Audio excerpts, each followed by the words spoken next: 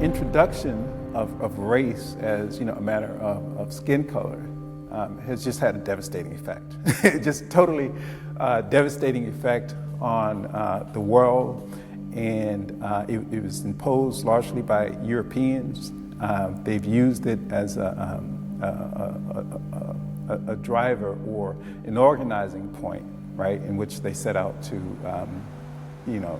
conquest the rest of us. And so it's been devastating, on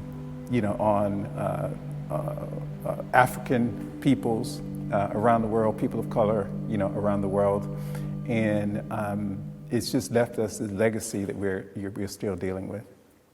My Americana, my version of the American dream. Don't believe what I hear and only half of what I see. That's the spectacular skeptic in me. The vernacular will only change if Dracula decides to empty the envy running through veins of conceit. I'm dead lost. Blood that was shared makes me look up to the Red Cross. That's my oxygen, they keep mocking him, but no one wants to walk a mile in those moccasins. I'm on and off again, I'm compromised, I'm confident. The real of me is dominant over any facade that is offered. When defense mechanisms go off again, you gon' have to pardon him. I can't help that in my heart of hearts, I'm still an artisan. I can't help that when it comes down to it, I get the job done. I can't help that I believe the only way to God is through God's son. I can't help if I lose some cool points of viewpoints, I'm cool with it. The new joint I'm fooling with is true joy. Ha. My Americana. My Americana. My Americana. This is my Americana. My Americana. This is my Americana.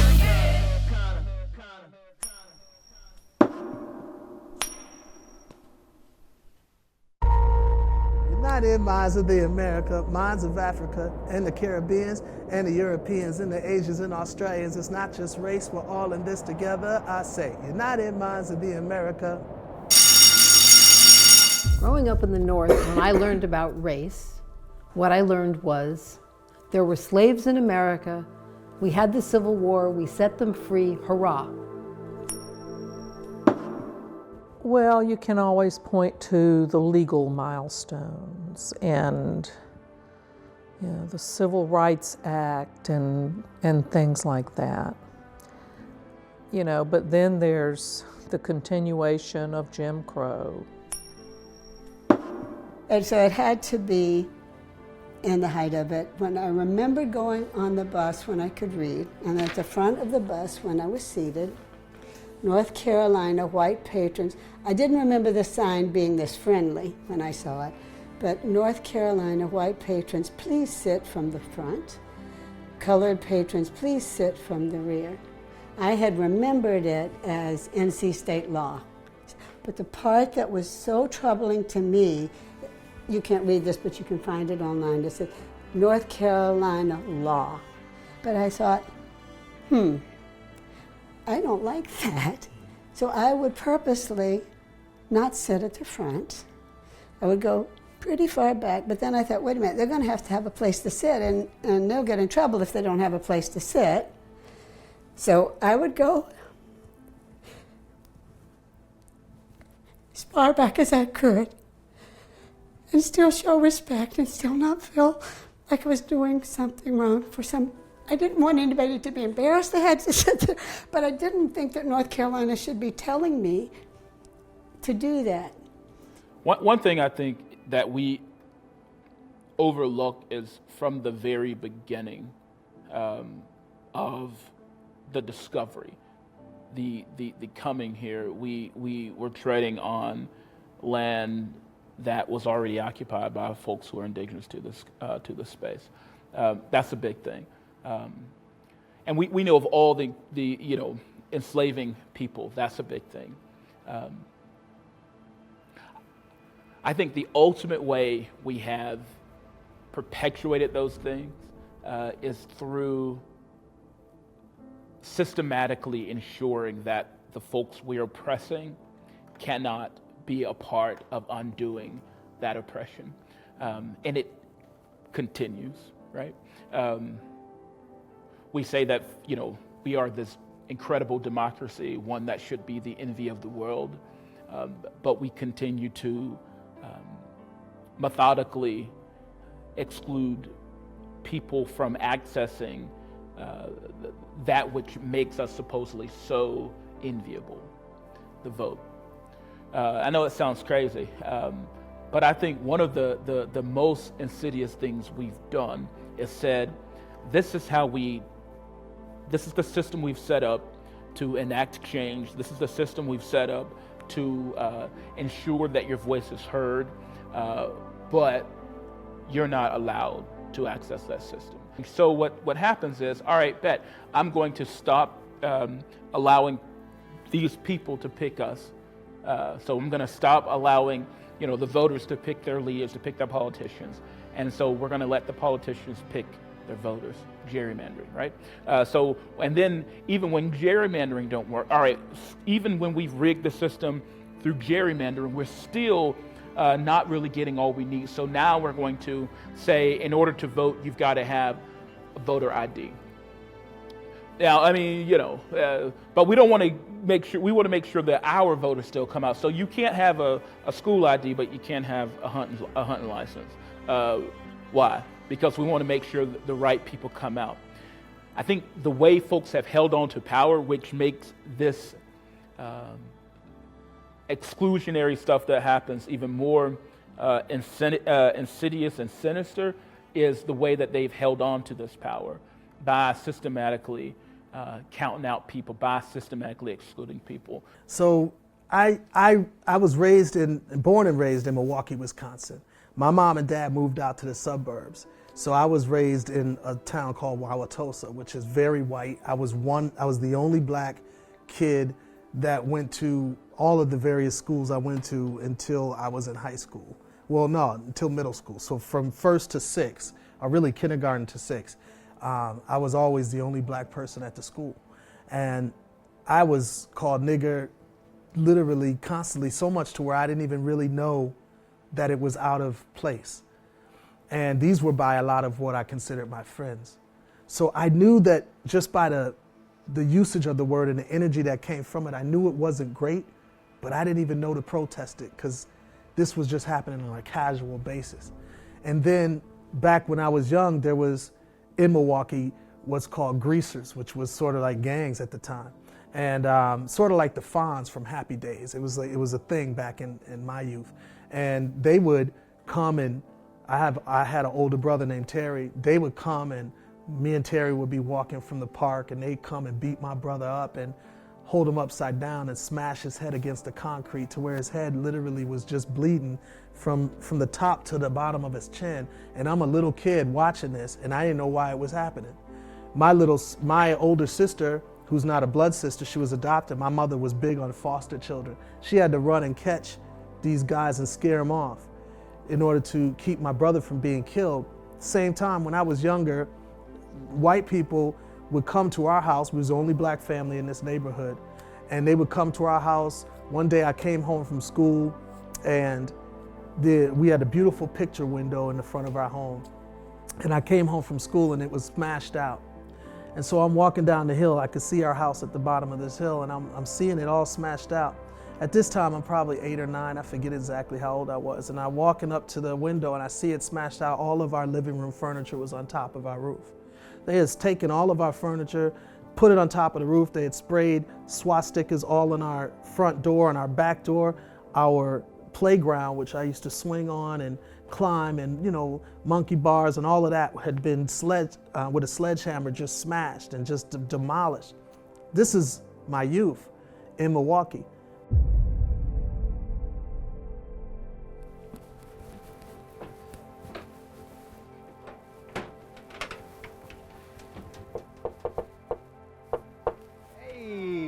Kristen, how you doing? I'm good. When I was thinking about this project, you obviously came to mind just because of the work that I know you are deeply rooted in with regards to social justice and activism and equality and equity and all those different type of things. So I greatly appreciate you for agreeing to be in this project. I really do. I'd like to take you to my family cemetery. It's out in the mountains in Lester, North Carolina.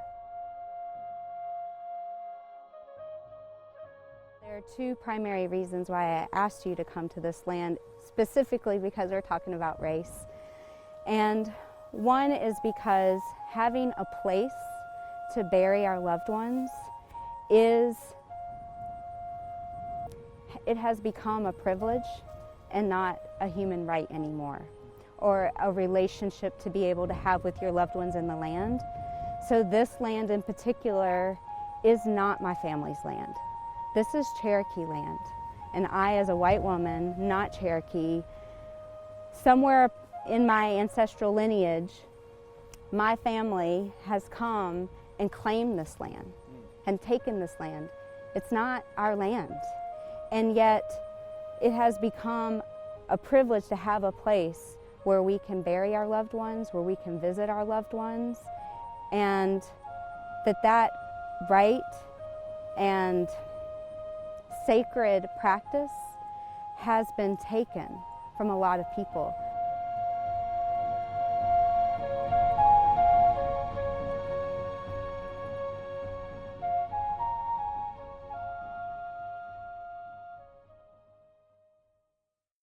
I think it's something that's ridiculous. You take the white people in the South that, or not only in the South, anywhere, that refuses to allow a Negro man or a Negro woman to sit in a restaurant or to ride next to them in a bus or a train or anything. And then on the other hand, turns around and wants a colored woman to come into their home and cook their food and serve them their dinner after having our hands all in their food. I think somebody's got to be crazy there. White supremacy was those guys in sheets and the loudmouth, ignorant whites. That was white supremacy. So it was easy for me to isolate myself and say, that's not me. And all of the violence, the buses that got burned,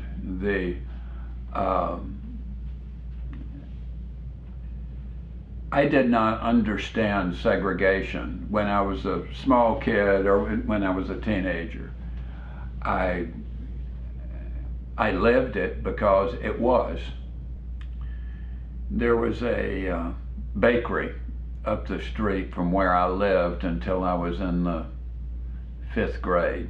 We knew that African Americans also came up the street. Of course, we called them by different words. And they would go there too. We knew they were going there. They came through the neighborhood. It was no big deal. And one day this young boy about my age came by and I spoke to him. And he spoke back and I smiled and he smiled and I, come on. And so he came into our backyard and started playing. And I have no concept of how long it was, but it wasn't long as young boys.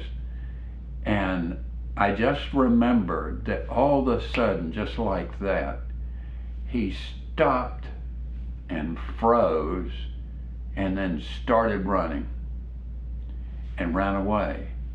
And somehow then I had a sense, and what was it, 5 or 6 years old, I knew then, or I thought I knew, that he knew he shouldn't be there.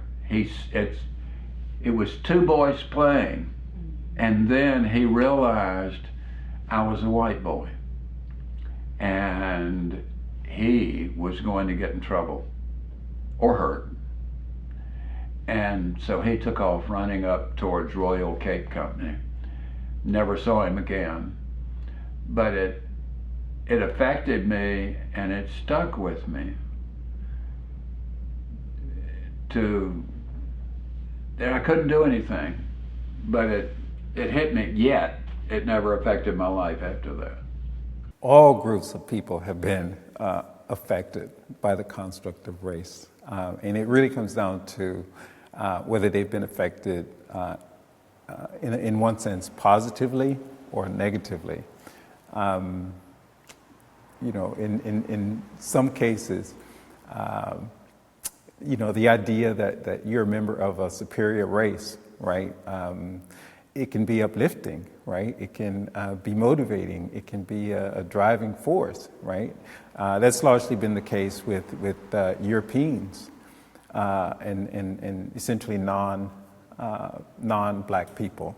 So I grew up in the Quad Cities, which is on the Iowa-Illinois border, until I was 12. And in my elementary school, it was predominantly white. There was one Black student in my class and a couple students that were of Latinx descent. And the first conversation I remember ever having about race was about my Black classmate.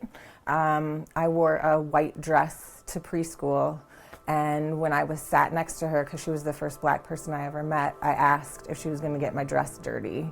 And my aunt was my preschool teacher, and when she told me, no, that's just her skin, you know, we're nice to everybody, you don't need to be worried about it, I ended up being the only kid in class who would invite her to my birthday parties. So that was the message my whole entire life. It didn't matter who you were, what you looked like, brown, black, white, skinny, fat, old, young, whatever. Everyone was somebody deserving of respect and our opportunity to be friendship and cool with. The crest is where I got my first indication that there was something different about us. Didn't know race, just knew colored and white. And I said, as I said, I would go to Crest with my aunt, going shopping downtown. I didn't really think much about why I never went shopping with my mother downtown until we went to the Sears. We had a big Sears store in Florence at the time, and they also had the water fountains, the colored and the white.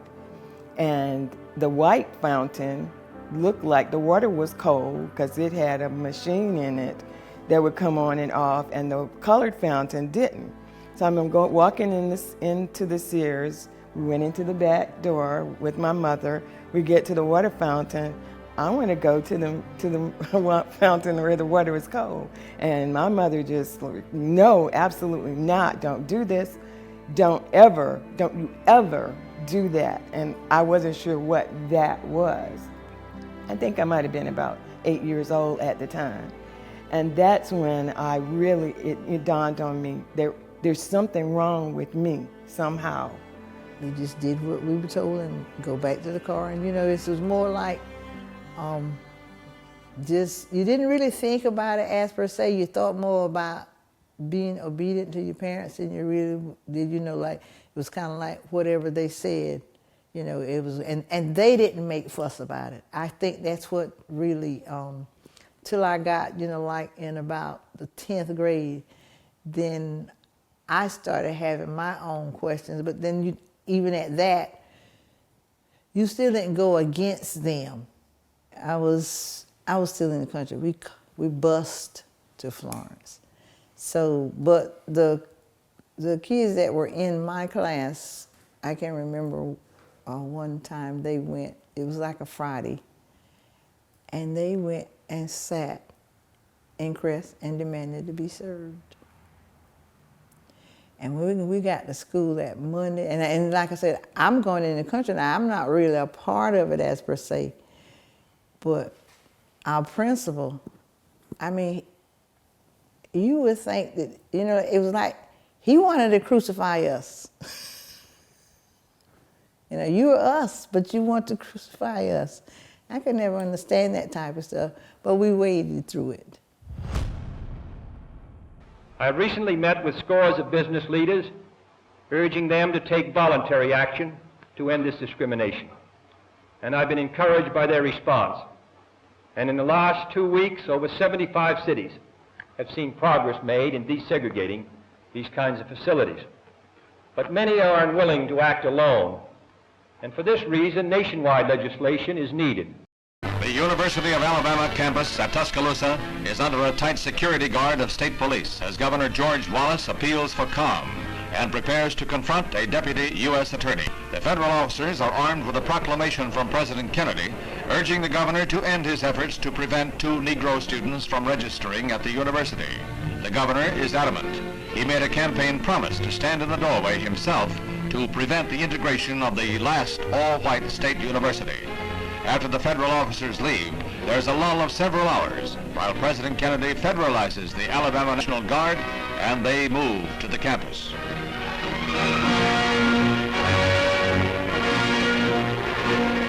Brigadier General Henry Graham arrives to tell the governor, "It's my sad duty to ask you to step aside on orders of the President of the United States." The governor yields to federal authority, but promises to continue what he terms a constitutional fight. There was no untoward incident at any time during this confrontation of state and federal authority.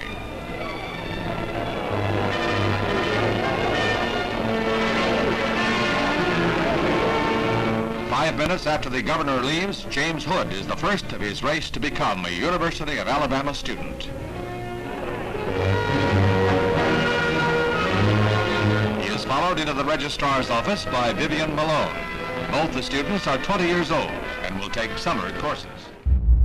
My parents offered me that because I was about to go into junior high school, what we called junior high school then was grade 7, 8, and 9. They offered me the opportunity. Would you like to do this? And at first I said no, but I qualified for an advanced program that was only offered at that junior high school. And I was encouraged, you qualify for this program, you should go, you need to do this because we need to be represented in this program and you can do it, you can do this. And that was my chance. I'd been wanting to get involved. So that was my step. Yes, I'll do this. So here I am, 12, 13 years old. I'm making the decision to go into this school. And I thought, how different could it be? It's going to be school. Prior to that year, and because I wasn't in the first group that did it. I think I was in the second group of students that went to that school. The churches got together, pulled all the children from these various churches. We went to Mount Zion AME Church, and they had sessions to prepare us for what to expect. They said, sit at the front of the classroom, make sure that the teacher that can see you, raise your hands, answer questions, do your work, don't fight back. If somebody says something or does something, you just keep moving. You don't do such and such, do this, don't do that. So I figured, and there were going to be a group of us, several from my church, which was a Baptist church, were going to that school. I was not prepared. I was not prepared for hate. I had never encountered hate before. Looking back on it, I can only imagine that their life must have been just a living hell. When they weren't being ostracized, they were, being humiliated. They were the butt of jokes, racist jokes and pranks.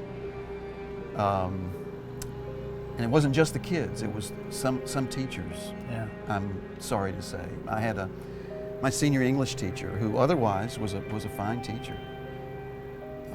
There was one black girl in our class, my senior English class, and the teacher would just mercilessly embarrass her in front of her peers when she didn't know the answer to a question or something. And I didn't actively participate in this persecution, but I'm ashamed to say that I didn't actively resist it either. Was that a fear of what could happen to you from your peers? I think it was peer pressure. It was peer pressure. I think I was scared that that I would be considered, pardon the language, a nigger lover.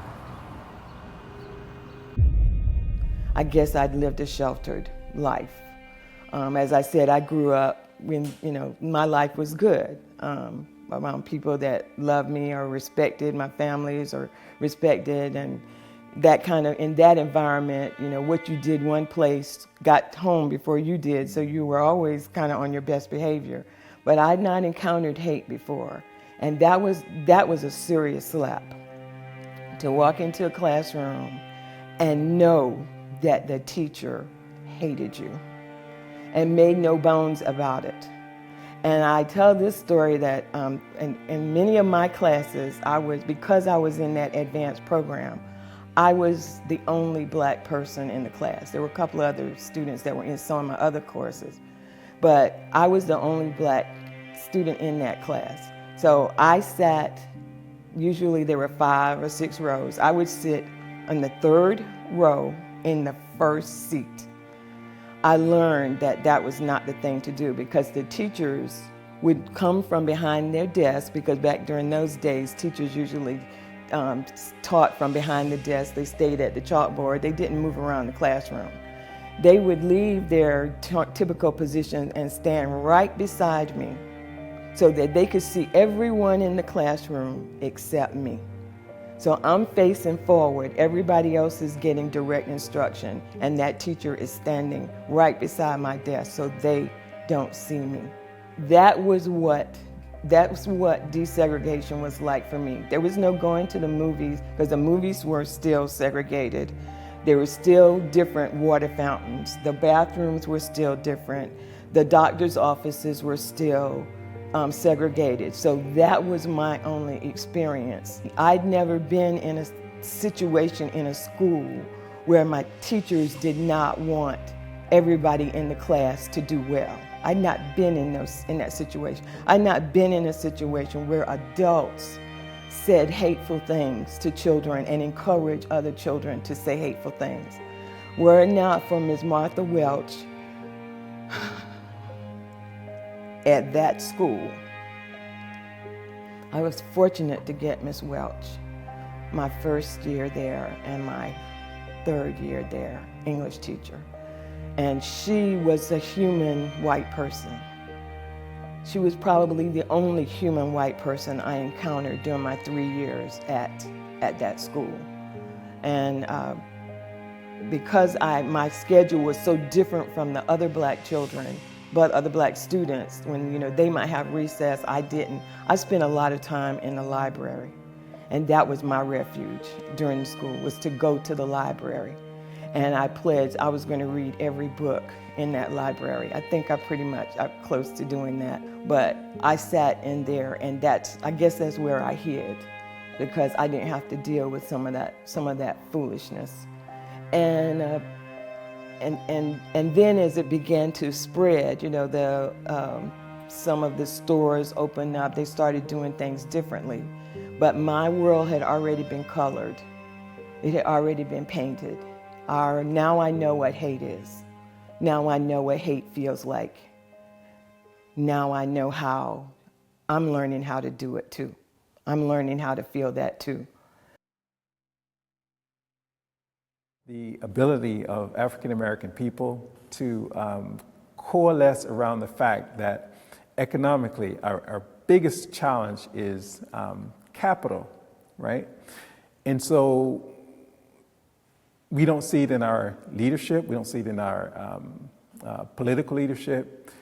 We don't see it in terms of policies, anything that's designed to close that gap. And because that gap is not closed, it's been estimated it could be anywhere from 300 years, right, before African American people can come close to equality, with the larger society, right? You would think that would be something that we focus on. We don't focus on it because we've yet to, actually deal with race and slavery and the impact, in the society.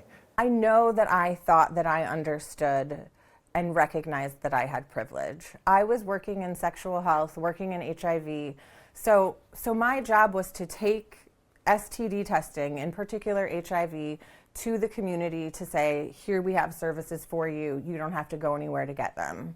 And in doing that, I worked with targeted populations. So primarily people who were at a greater risk for HIV.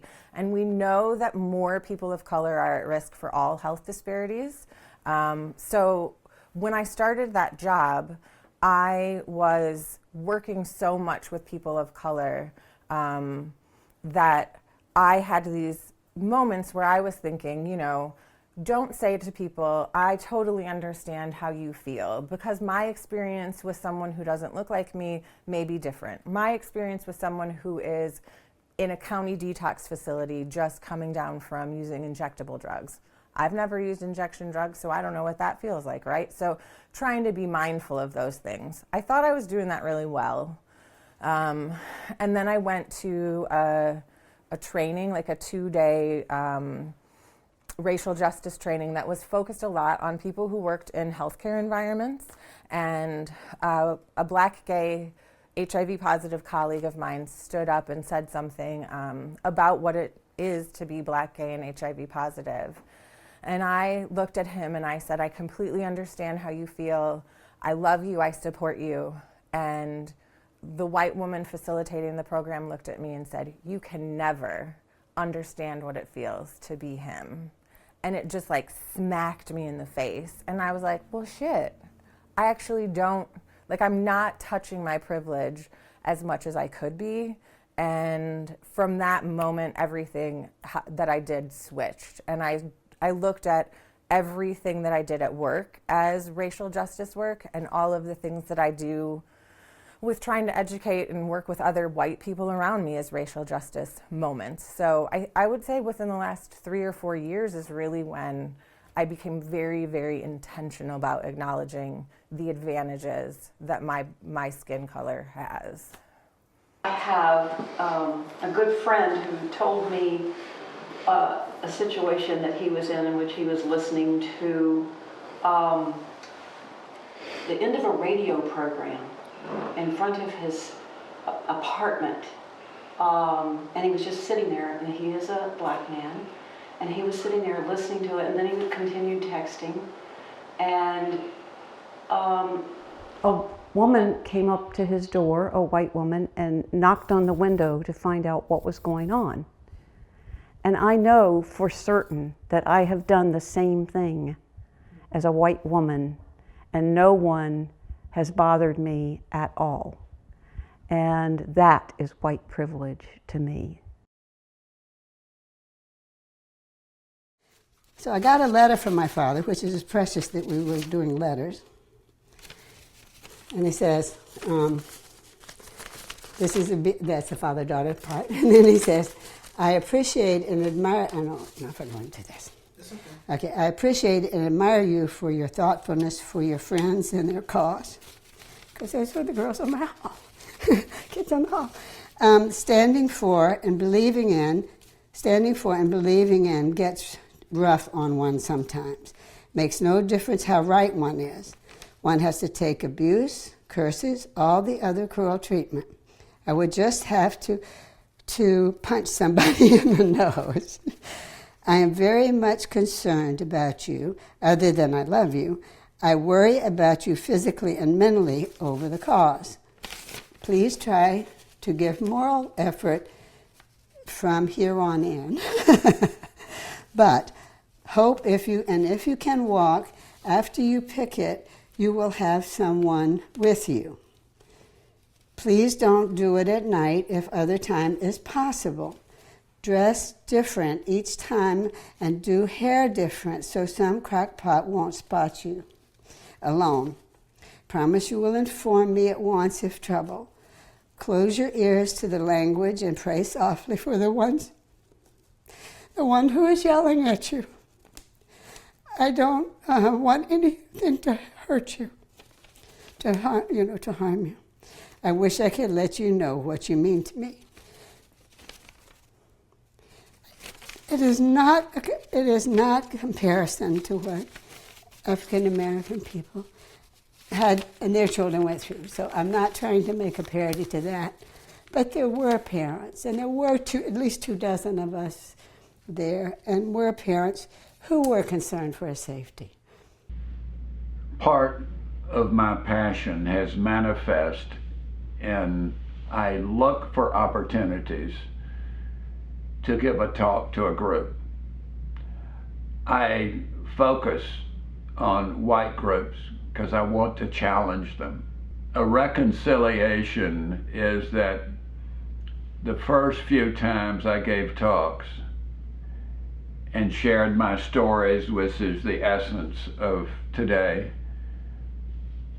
I did not know. I was wanting to challenge the white folks. I invited and welcomed people of color to come if they would like to, but I usually start my talks with, I can't speak for any person of color because I have not and I cannot know his truths. I haven't walked in those shoes. But I can speak for white males. I've walked in those shoes, and I can tell almost by looking at them how prejudiced and that their prejudice still exists. I have a lot of white friends, very few of whom like what I say.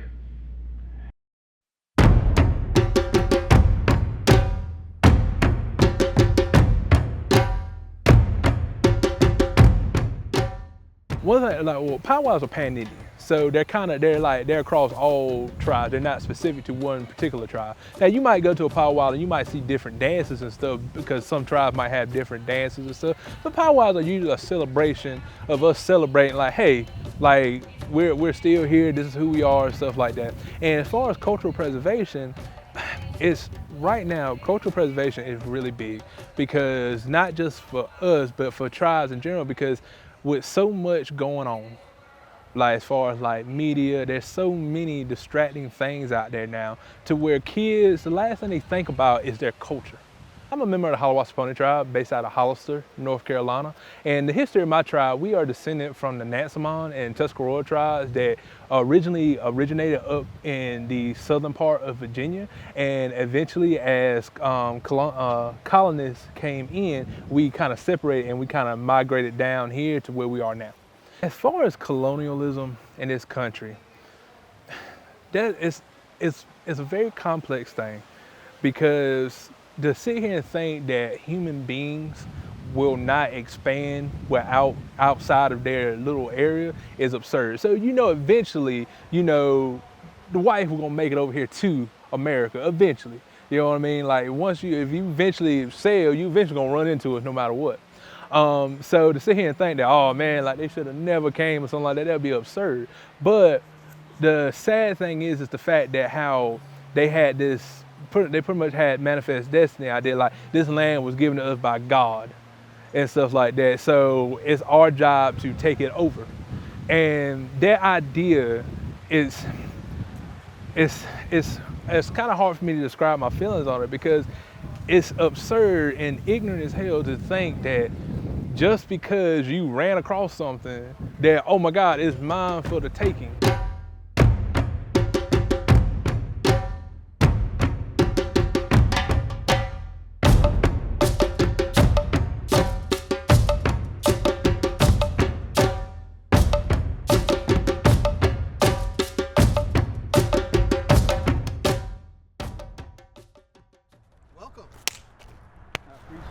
It's good to see you. I appreciate it. Let me just say what's up to my man. Go ahead. I come bearing gifts. It's all good Southerners do. Nice. Tashiki, man, all the way from Durham, North Carolina. Wow. Yeah. Man, this is beautiful. Yeah, man. Yeah, it's a sister up there named Lola, and her shop is next to where Black Wall Street used to be. Yeah. Downtown Durham. So I said I got to bring them something. Brother, this is beautiful, man. I really appreciate it. Absolutely, Thank you, brother. Thank you very much, man. Thank you. No doubt. I appreciate this. So this is the spot? Yeah, this is Victory Spot. It's my Queen and I's art school, and we've opened this for about a little over 3 years. So come on in. Yeah.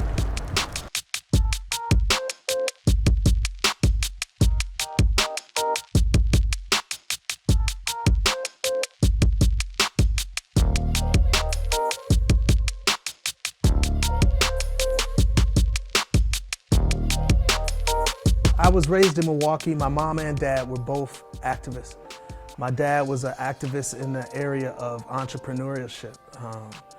Being raised in the 60s and early 70s, racism was very tangible, it was very real. It wasn't just behind the scenes.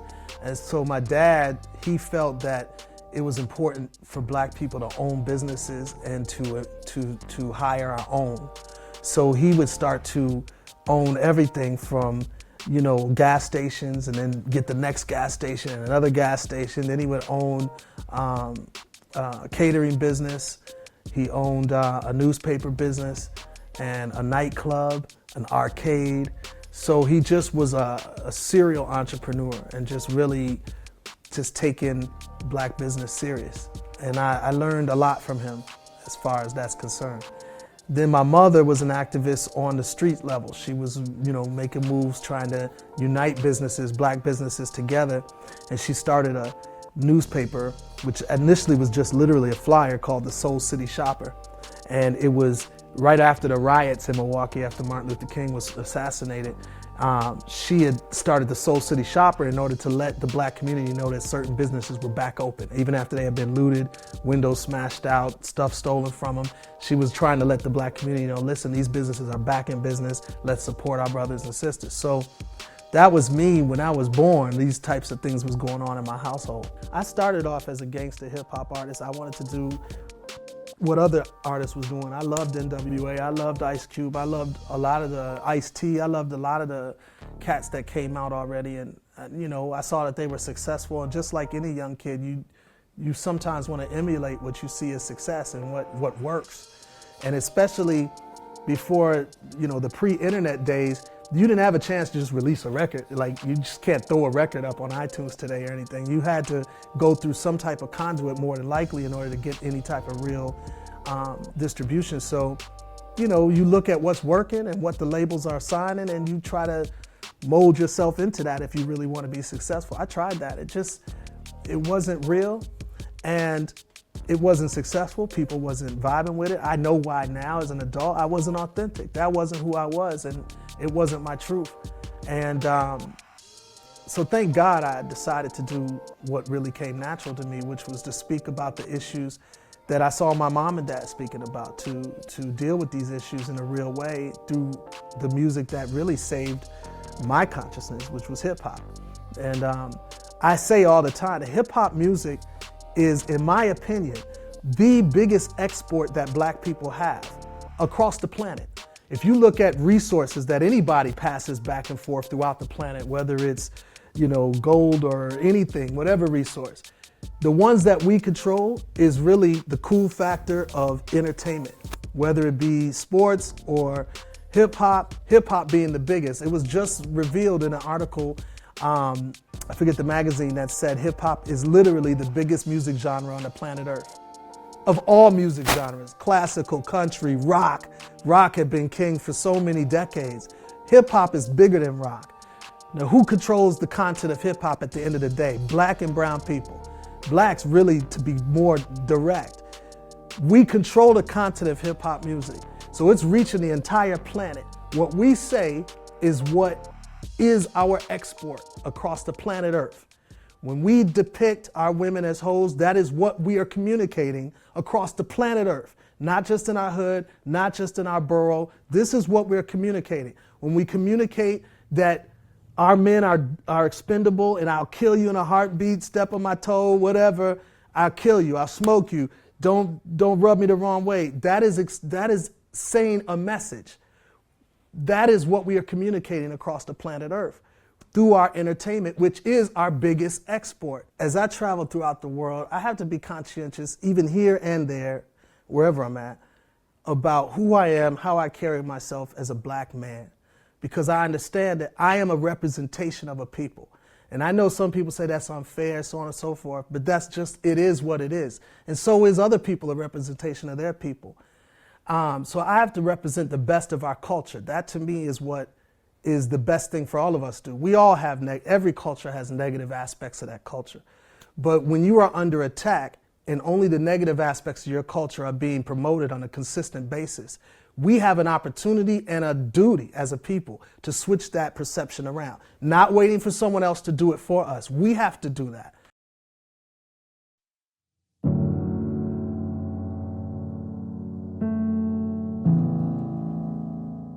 And I tweeted, this was about 8 in the morning. It was a little later, about 9 something. I said, someone's going to get killed. I said, somebody is going to get killed. And if I go back to that tweet, I need to look at that tweet and figure out how long after did that happen. Because there were 3 deaths. There were the 2 police officers, and then Heather was killed. I've never been more afraid because there's no place to go.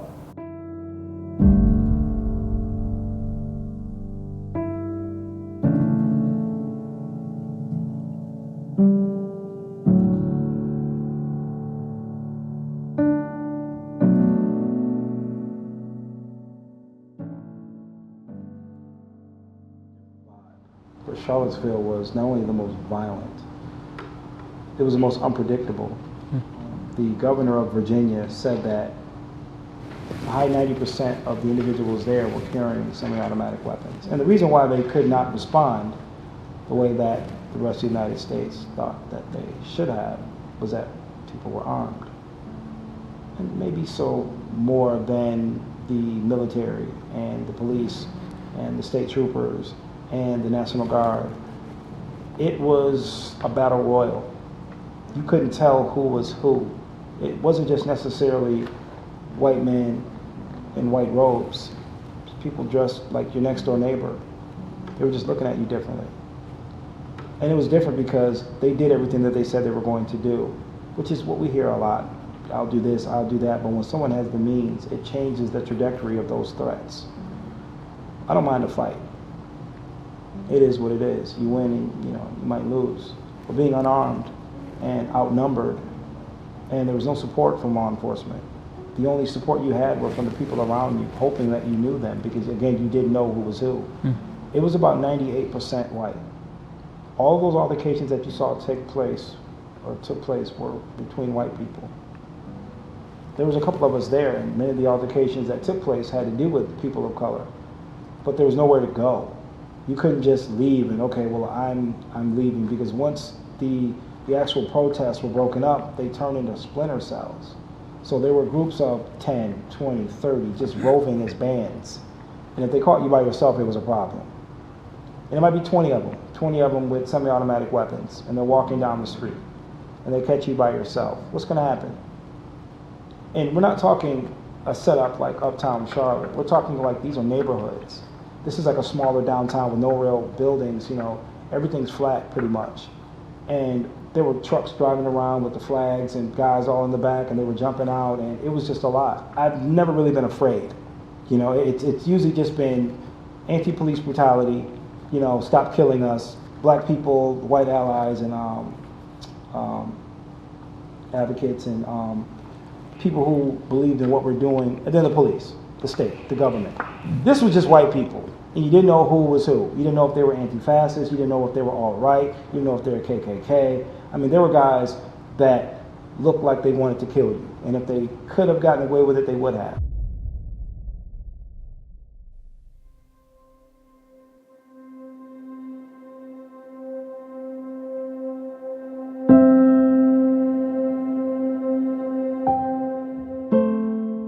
We are walking around to the front of Mother Emanuel AME, this is the church right here that in 2015, Dylan Roof, the jerk, Dylan Roof, came and killed, unfortunately, some brothers and sisters that were here for service.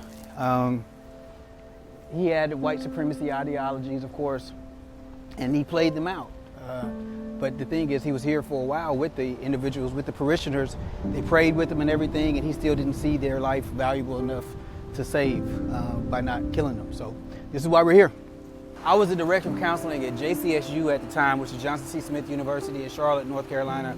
And we had 2 individuals directly affected there on the campus. One of them was Malcolm Graham, and he's still there in the city of Charlotte in politics. And then I had a student whose mother unfortunately passed here as well. So even all the way in Charlotte, North Carolina, people were affected by this. You know, it's crazy, man. Like, and this cat drove all these miles away. This cat drove so many miles away from South Carolina to come and carry this out. It's just crazy. And then to be found at the drive-thru in Burger King, you know? I mean, it's so disrespectful. It is. You know what I'm saying? The way he was taken in, when you see nowadays people from African descent and how they're handled with regards to crime in general. I mean, you can go take a Snickers bar, you know, you can be 13-year-old doing dumb shit, you take a Snickers bar and end up possibly getting killed. And this guy comes in here and murders all these individuals and has the ability to be taken without any type of harm into custody at a Burger King drive-thru. So it kind of lets you know where we're at as far as society with regards to racial relations and the treatment of people from different backgrounds.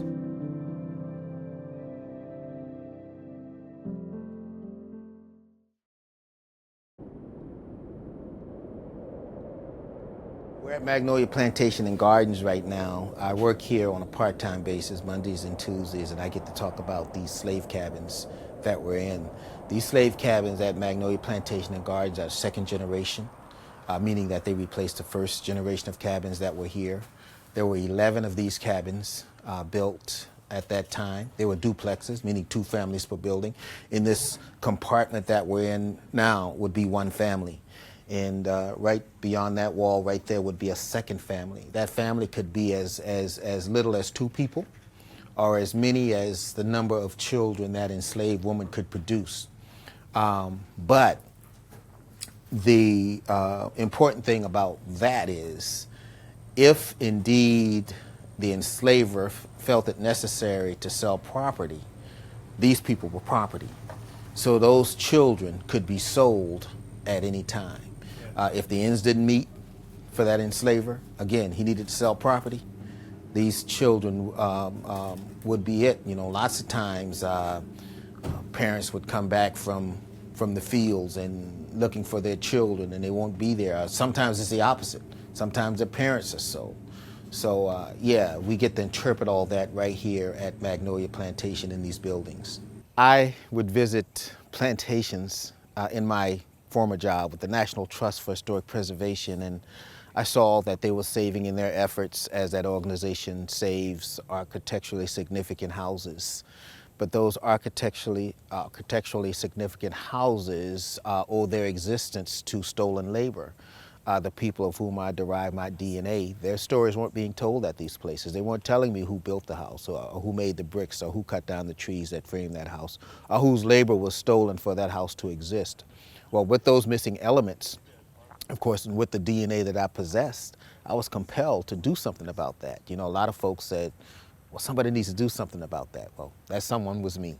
So I started on this journey with this crazy idea of requesting from these homeowners the permission to spend the night there. And it caught on. You know, 9 years into this slave dwelling project, we're still finding places. It's the opposite now. People are finding us. People calling us for us to come and apply what we do at their sites. It's very important. What we do at these sleepovers, sleeping is easy. Anybody can sleep, but that's kind of a bait and switch, if you will. What we're emphasizing more is, yeah, you can come to these properties and we can spend the night in one of these cabins, but before you do that, we're gonna sit around this campfire and we're gonna have a conversation. And this conversation, the general topic is slavery and the legacy that is left on this nation. Not unless it's preconceived, you know. I've got a few where we've gone and we wanted a subject, the subject matter was already chosen, but if that's not the case, it is about slavery and the legacy that is left on this nation. We don't hide that. We put that out there. Well, slavery existed long before our version of slavery here in the United States, and what we engaged in was chattel slavery, unlike the slavery that was being practiced by the Africans, who were selling Africans to the buyers. The buyers were the Portuguese, the Dutch, the French, the Spanish, and the English. But that slavery in Africa was modeled on indentured servitude. You know, about 7 years is beginning and there's an end. And any child born to an enslaved woman would be from that point forward free, because chances were that child was fathered by one of the victors. Now, what we practiced here was a whole nother level of inhumanity. Chattel slavery. Not only are you enslaved, but your children and your children's children will be enslaved.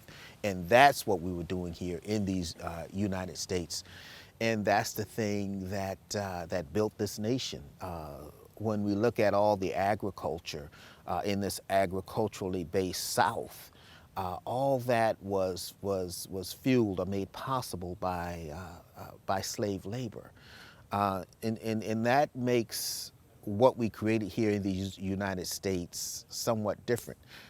When we were in Philadelphia in 1787 at our Constitutional Convention, we had an opportunity right then and there to nip the slavery thing in the bud, but we let it persist. You know, the compromise was, well, we're going to let it, at least the importation of enslaved people, go up until 1808. And it did. They stopped the importation of slavery. But of course, we know that institution continued up until 1865. Well, stopping the importation, what that does, it gives rise to the domestic slave trade. Now you got people in the slave breeding business who are now profiting, and we've got Manifest Destiny, Louisiana Purchase, and all this newly purchased land that we're now have acquired. We've got Eli Whitney, who invented the cotton gin, whose thought process was that now that we have invented this cotton gin, this machine, by the way, gin is short for engine. Now that we've invented this cotton gin, we need less manpower. Well, the enslavers think differently. Because of Manifest Destiny, because of the Louisiana Purchase, because of all this land that's now available. You know, these enslavers who are in the South, on the East Coast, who have established themselves as the richer of the population, the 3% who were enslaved in the 12.5 million at the time of 1860, they see this as opportunity. And that westward movement is their opportunity to capitalize, and that's what they were doing. They were sending their sons, they were sending representatives out west to establish themselves in these places, and they would do that, and in establishing themselves in these places, they're adding to the need for more people to enslave. Her name was Jane Burns, and Jane stood up and said, "Ain't nothing gonna change until white men change, because white men control the laws, white men control the enforcement, and white men control all the businesses. So until they change, ain't nothing gonna change." And thank God I kept my mouth shut. And I might not have if my wife hadn't been sitting with me. And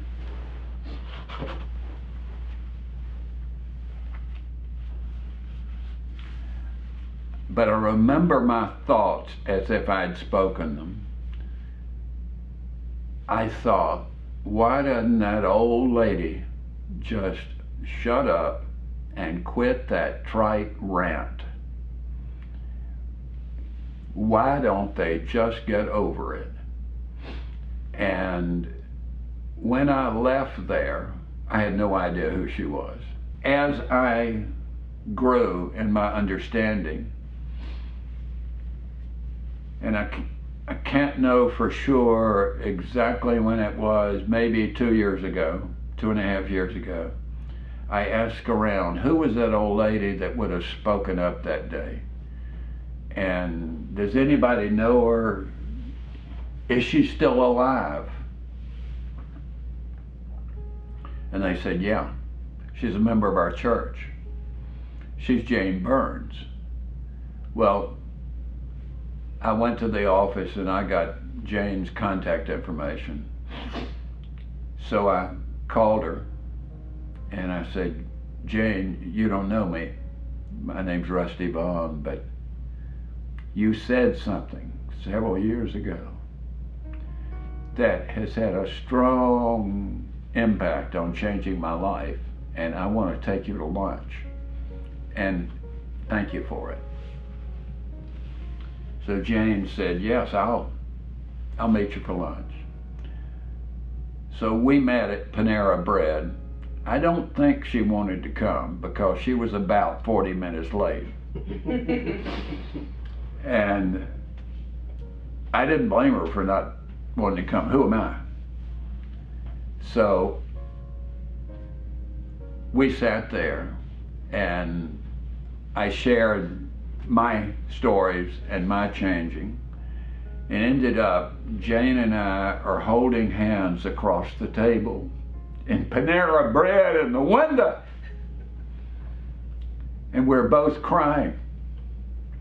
And she says, would you like to hear the rest of the story? And I said, yeah.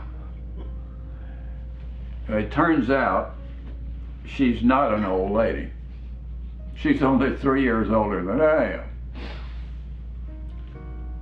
She said, in my words, not hers exactly, she said, when you were growing up as a privileged white in Winston-Salem, I was growing up 150 miles to the east, also in North Carolina, and the daughter of a sharecropper. And when I was a little girl and my father was out farming,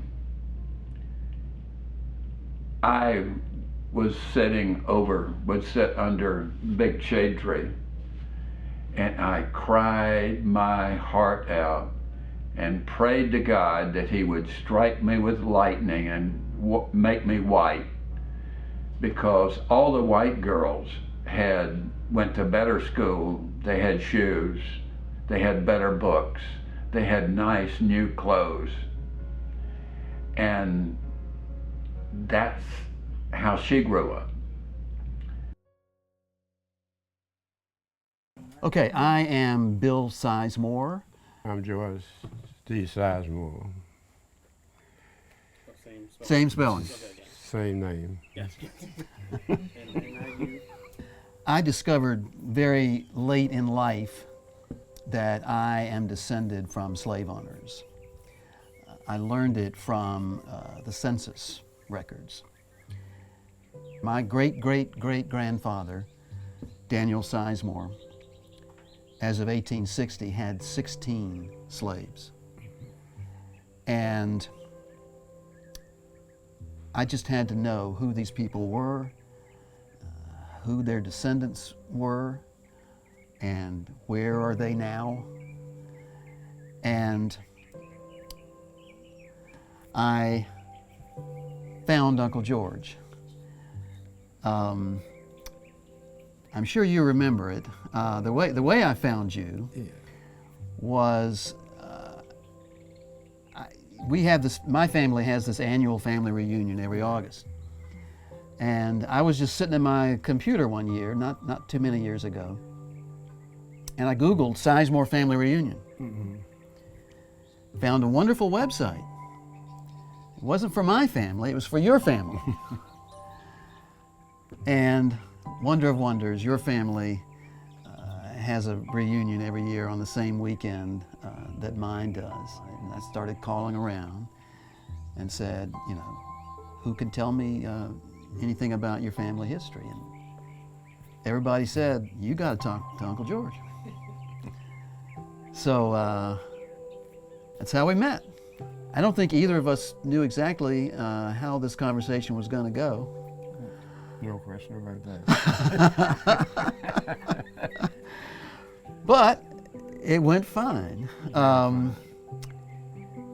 And one of the first things you told me was what? About your daddy? That my daddy was a slave.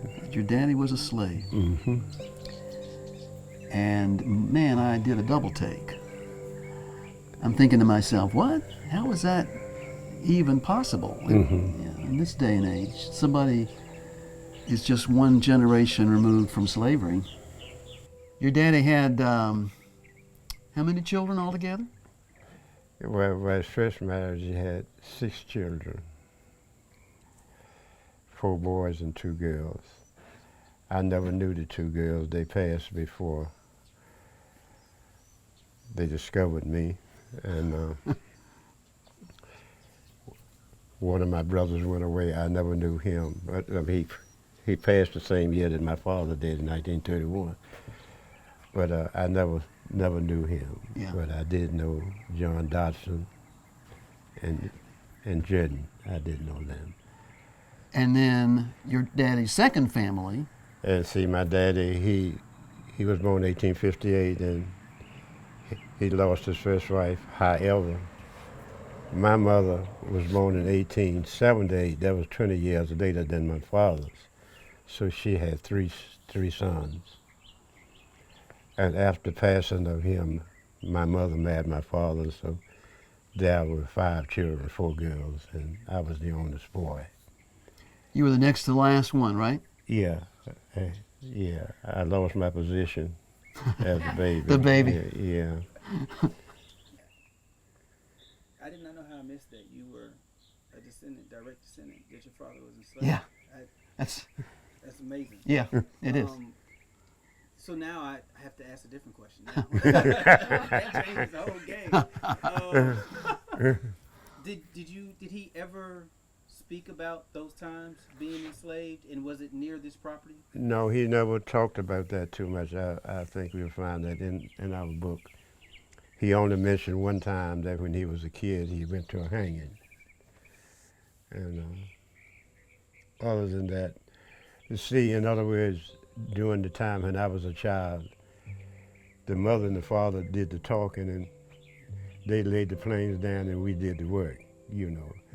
There was no family discussion, only to tell you what to do and how to do things.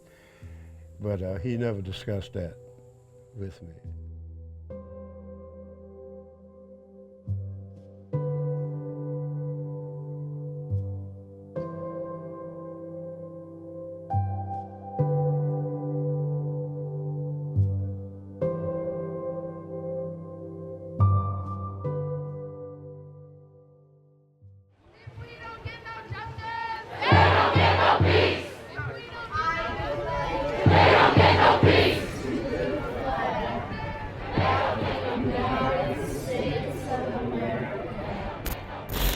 This is the United States of America, and we like happy stories. And we like stories that come to an end that we can put a nice pretty bow on.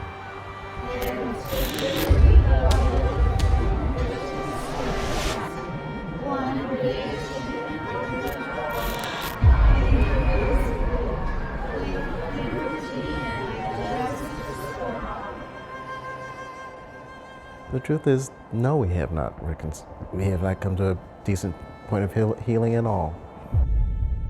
One of my elders was saying, like, it ain't getting no better, baby. They just getting more slicker. Like, so, and a lot, no, it's like, it's the same in a lot of ways in terms of down pressing, as the Panthers would say, as being down pressed people. Yeah, that's the same. The objective, you know, just the way it shows up is just going to be different, and it's going to present itself a lot of times as opportunities as it come up. I think what scares me about the whole thing of moving toward real reconciliation is that so often it's an individual thing.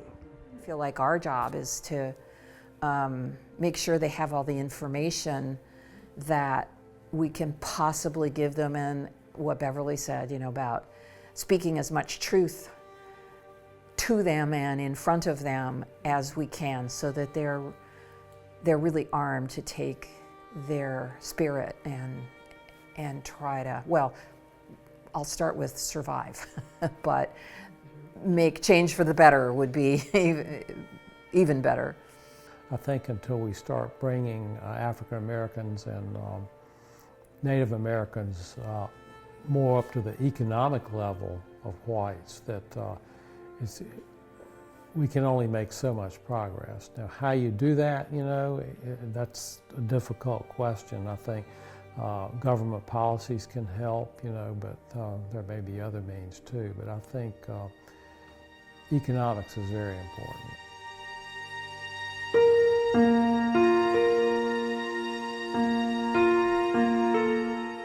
So there's people, there always has been though. There always has been people of a different mindset that were willing to help slaves, that were willing to help Africans, Indians, Native Americans, you name it. I mean, there's always been people of different races that had the right heart or mind to change things. And so, yeah, we have to unite with those people that are willing to help. Even our brother Malcolm X said the same thing. It's good, it's better in a lot of ways. Particularly I think about how we are starting more and more to talk about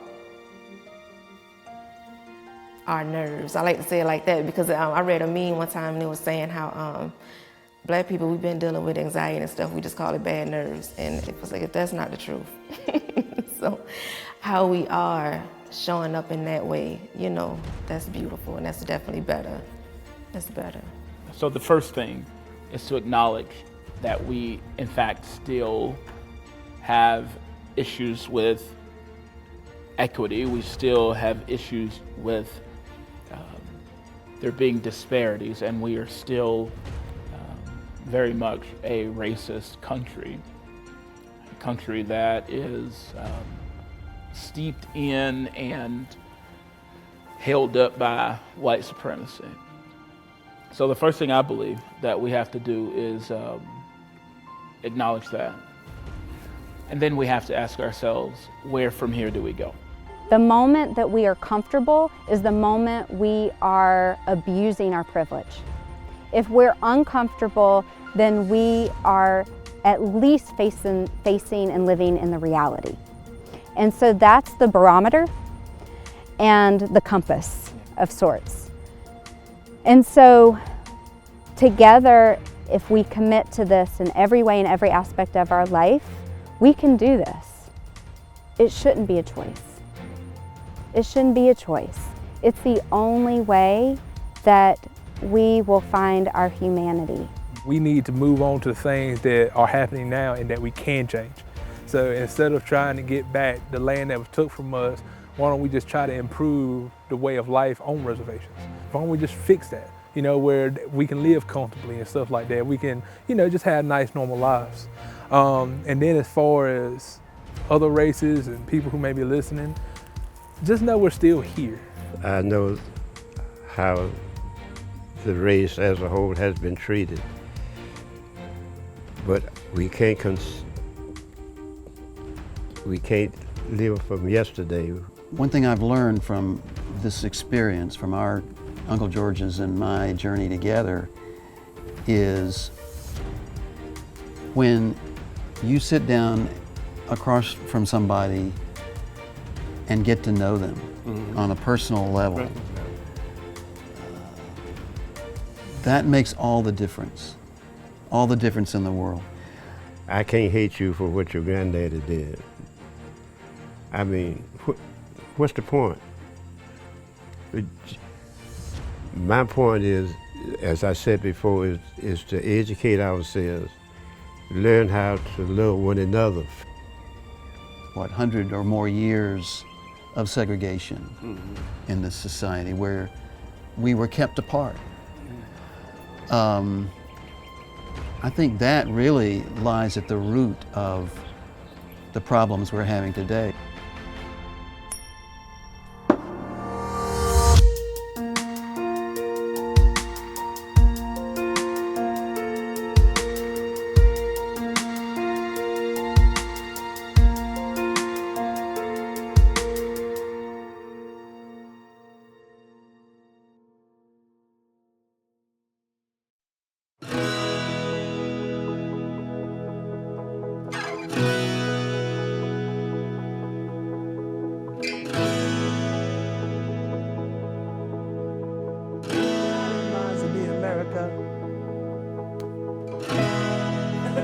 Now, go into the second what you were about to say. Yeah, I forgot what I was going to say now.